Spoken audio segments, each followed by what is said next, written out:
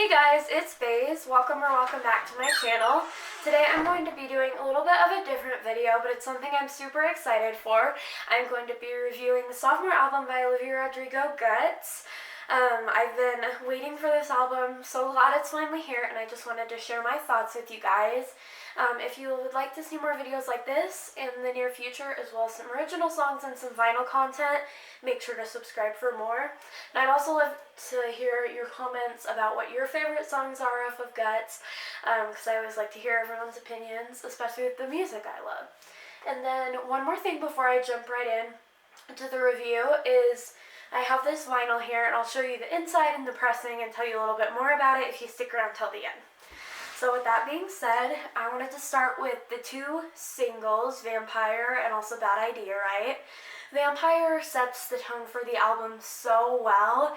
After I heard it, I was even more eager to hear what the rest of the album was going to sound like. I just feel like it was so well written. The dynamics on it are so cool. There's so much going on production-wise, but the lyrics and the passion are still at the core of the song, and I just absolutely love it. It's definitely one of my favorites, and one I keep replaying and want to keep hearing. Like every time it's on the radio, I get excited and I am eager to hear it more. With Bad Idea, right, I think at the beginning I was a little bit more hesitant. I heard it and I was like, I don't really like it. I don't know if this is going to be my vibe at all. And then within a couple more listens, I was belting the words, I was singing it, having so much fun. So I think I just wasn't expecting it, but once I got used to it, I honestly loved it, and I have it on repeat as well. So I definitely prefer Vampire out of the two singles, but they're both great, and what I like is they both give a taste to what the album is going to be. You have like the more ballad side with Vampire, and then some of the more edgy tones with That Idea, right? With the rest of the album, I'm just going to kind of go in track list order. I just wanted to mention the singles first. So the first track, Opening, is All American Bitch. This is such a fantastic song. It was amazing to open the album. I didn't know what to expect this song to sound like. And like I was saying, where Vampire and Bad Idea, right, had these different sounds, they were both introduced on All American Bitch, and it would go throughout the rest of the album. What I love about this song is the difference between the verses and the chorus. Like, what a cool idea to totally shift gears and switch it up. I absolutely love it. And it's also so clever, the lyricism in it, just the subject she's able to tackle. So good. And the ending, how hypocritical and sarcastic the undertones are, is amazing. But she's able to do it in a way that it just makes sense and pulls it off so well. So again, one of my favorite tracks on the album. Next would be Lacey after the singles. This is not one of my favorite tracks, but I still appreciate it. I think the vocal on it's really pretty, especially before the pre-chorus. It's an interesting song, and I like the jealous theme, what's going on there, because a lot of people can relate to it. It's cool, but it's kind of a one-tone song, and it's just not a standout in my personal opinion. After Lacey, we have, I believe, Ballad of a Homeschooled Girl. This is such a cool title. I think I was most intrigued to hear that on the album because I didn't know what to expect. I was obviously expecting a ballad, not what it was, but I honestly think that makes it even more fun. It's just a good song to sing along to. And as someone with social anxiety in general, like I'm not homeschooled, I'm going to my senior year right now, but it's still so relatable, and there's just so much going on that's really interesting. So I really like that song. So I'm, 5 songs in, whatever, I'm like, this is great, it's, I'm thinking it's going to keep going, but somehow it gets better because track 6 is Making the Bed, and oh my gosh, like, absolutely insane. Top tier from her for sure. One of my favorite songs I've heard all this year. The lyrics are beautiful. Also, I want to point out all of verse 2. I'm not going to quote it. I could, but I'm not going to. Please look that up and look at verse 2 because the lyrics are absolutely amazing.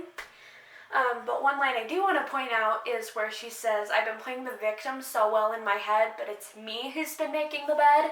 It's just so cool. It's an awesome concept. And I love that she, took Making the Bed and made it her own thing. So cool. I love that. Following that is another fantastic song, and that is Logical. Logical is such a cool concept as well. Having those back-to-back is such a power move in my opinion.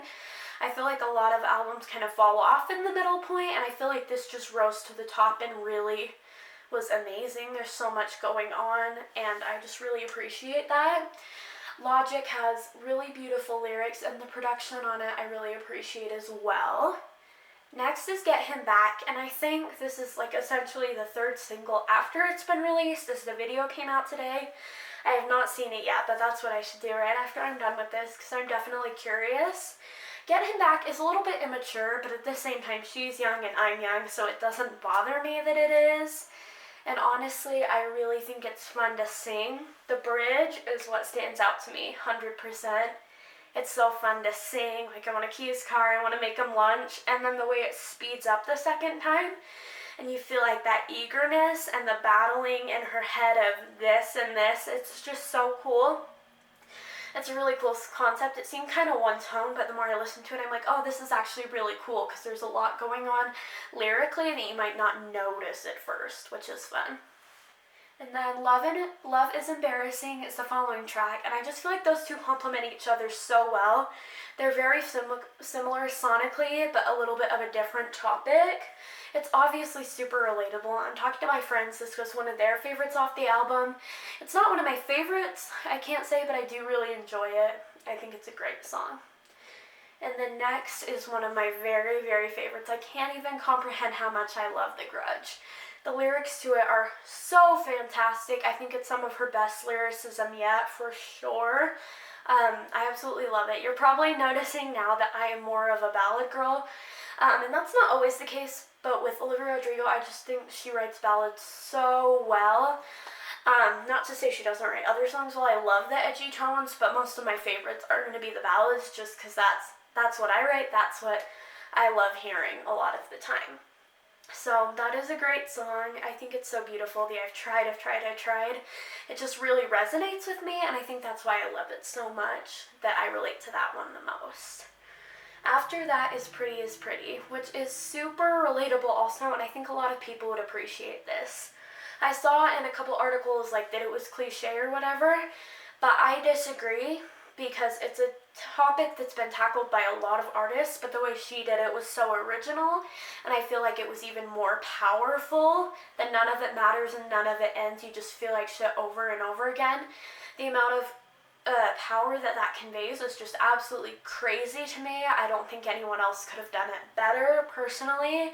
So I think she absolutely has her stamp on that song, and it's very special to her and what she does as an artist. So that's kind of my take on it. And then the final track would be Teenage Dream, which talks about youth slipping away and not being ideal anymore, and that what if the best has already happened.